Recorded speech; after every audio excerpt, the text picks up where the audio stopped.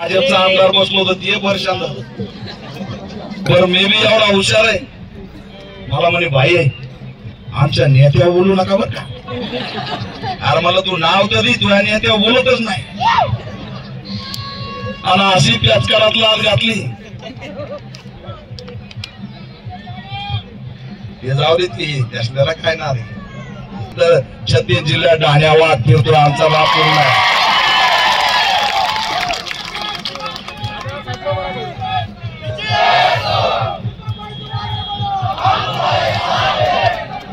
ते आमदार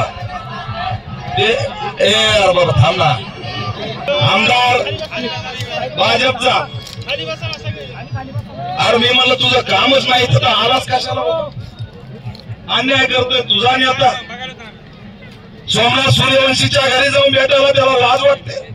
बरं आम्हाला तो तू भेटच देत नाही 10 वर्षात तो ते मराठा समाजाचा तरुण मारला तिथं तरी भेट दी तिथं भेट नाही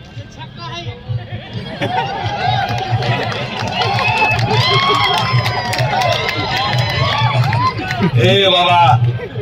अरे काही कुठाना करू नको आताशी थोडं माझं बरं चाललंय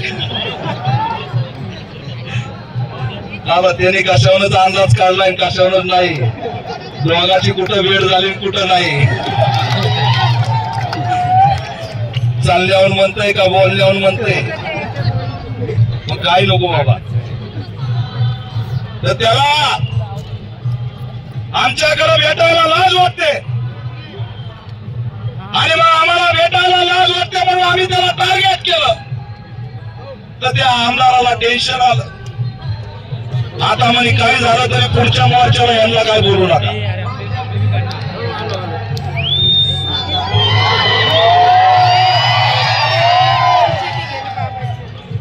चला आता दुसरीकडे गाणी भोंगे तिकडे असते तर रात्रभर भोंगे तिकडे होते जरा लोक दिसले की भोंग इकडं ऐका रे बाबा मला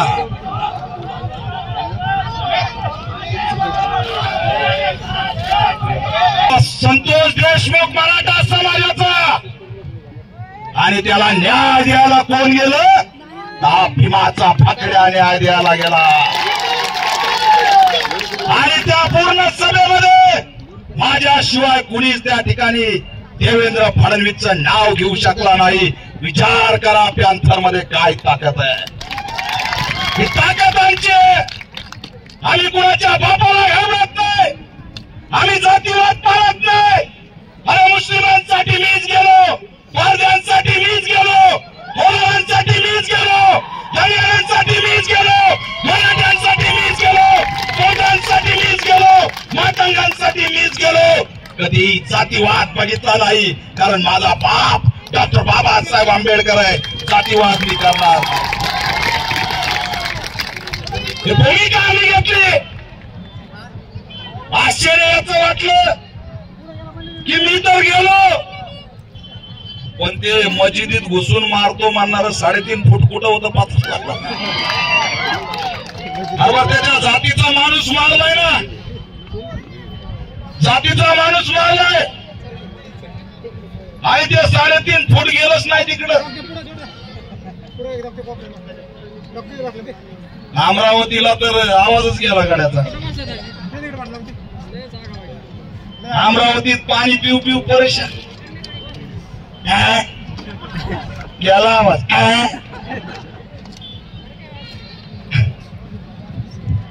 त्याला काय माहिती मी सारखा सांगत असतो काय ठोकून कशातलं काय खायचं याला काय माहिती त्याला वाटतं आयला यांचा आवाज लय मोठा आहे काढून बघतो आवाज 2 मिनिटात गायब अरे हा आवाज यांचा नाही आवाज पॅन्थरचा आवाज नामदेव ढसाळांच्या वारसदारांचा आवाज सच्चा भीम सैनिकाचा आहे माझा माईक कुणीतरी बंद केला होता पण जेव्हा त्यांच्या लक्षात आलं की दीपक केदारला माईकची गरज लागत नाही पटकन चालू झाला मी म्हणलं सभा तर घेणारच माईक नसला तरी घेणार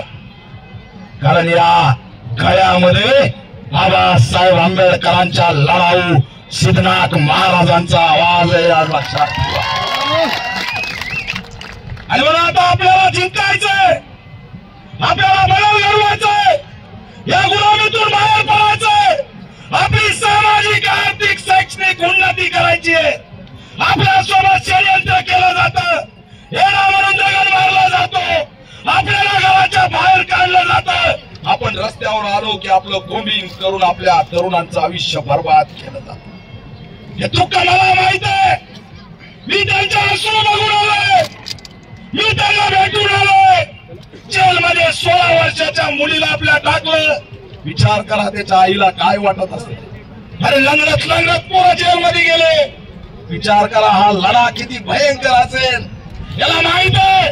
हे शिकायला लागलेत, हे उन्नती करायला लागलेत, हे प्रगती करायला लागलेत. ह्यांना रोकायचं आणि रोकायचं म्हणून काय करायचं तर येड्याला पुढे पाठवून विटंबना करून आपल्यावरती षडयंत्र करून जेलमध्ये टाकण्याचं षडयंत्र करायचं. एक लक्षात ठेवा, हे षडयंत्र पुन्हा पुन्हा करणार आहेत. तर आपण याला उत्तर आता वेगळ्या पद्धतीने द्यायचं.